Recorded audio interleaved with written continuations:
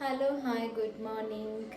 Welcome to my Chaturthi family vlogs and shorts. Morning ರೂಟೀನಿಂದ ನಾನು ಏನೇನು ಮಾಡ್ತೀನಿ ಅಂತ ತೋರಿಸೋಣ ಅಂತ ಇದೊಂದು ವ್ಲಾಗ್ನ ಮಾಡ್ತಾ ಇದ್ದೀನಿ.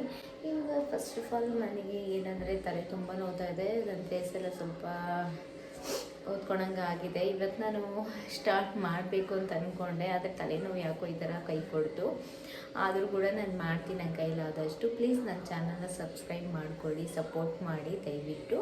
ನಿಮ್ಮ ನೋಡೋಣ. ಇವಾಗ ಸ್ವಲ್ಪ ನಾನು ಲೆಮನ್ ಹಾಕ್ಕೊಂಡು ಬಿಸಿನೀರಲ್ಲಿ ಕುಡಿಯೋಣ ಅನ್ಕೊಂತ ಏನು ತಲೆನೋವು ಯಾಕೋ ಹೋಗ್ತಾ ಇಲ್ಲ. 2 ಡೇಸ್ ಆಯಿತು. 2 ಡೇಸಿಂದ ಹಿಂಗೆ ನೋವ್ತಾನೆ ಇದೆ. ಲೆಮನ್ ಟೀ ಮಾಡ್ಕೊತೀನಿ.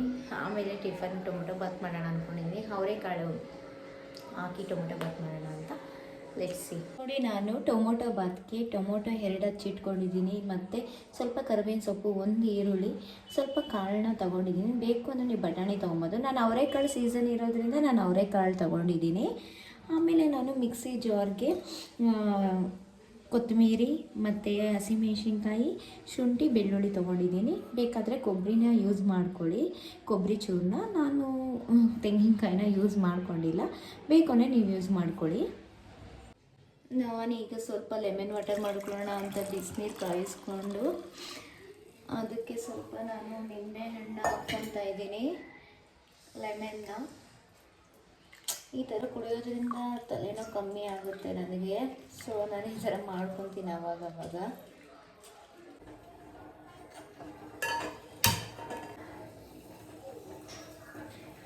ನಾನು ಟೊಮೊಟೊ ಬಾತ್ಗೆ ಫಸ್ಟು ಎಣ್ಣೆ ಹಾಕ್ಕೊತಾ ಇದ್ದೀನಿ. ಒಗ್ಗರಣೆಗೆ ಸಾಸಿವೆ ಹಾಕ್ಕೊತಾ ಇದ್ದೀನಿ. ನಂಗೆ ಪಲಾವ್ ಎಲೆ ಮಾತ್ರ ಹಾಕ್ತೀನಿ ಟೊಮೊಟೊ ಬಾತ್ಗೆ. ಸ್ವಲ್ಪ ಸಾಲ್ಟ್ ಹಾಕ್ಕೊತಾ ಇದ್ದೀನಿ ಕಾಳಿಗೆ.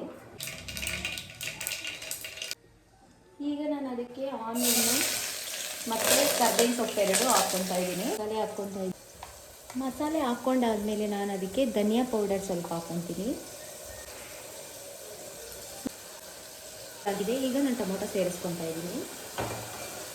ಈಗ ನೀವು ಎಷ್ಟು ಅಕ್ಕಿ ಹಾಕ್ತೀರೋ ಆ ಬ್ಯಾಲೆನ್ಸ್ ಮೇಲೆ ಸಾಲ್ಟ್ನ ಸೇರಿಸ್ಕೊಳ್ಳಿ.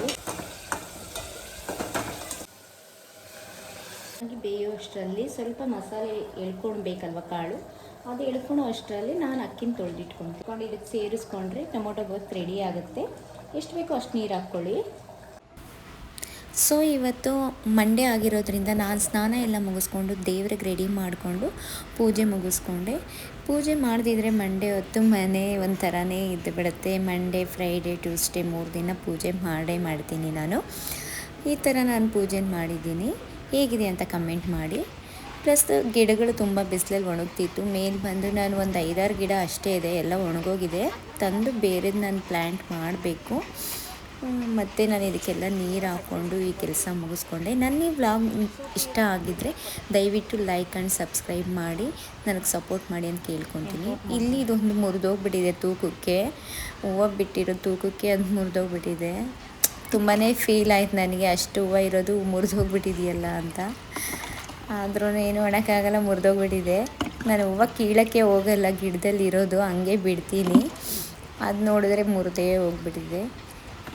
Thank you all.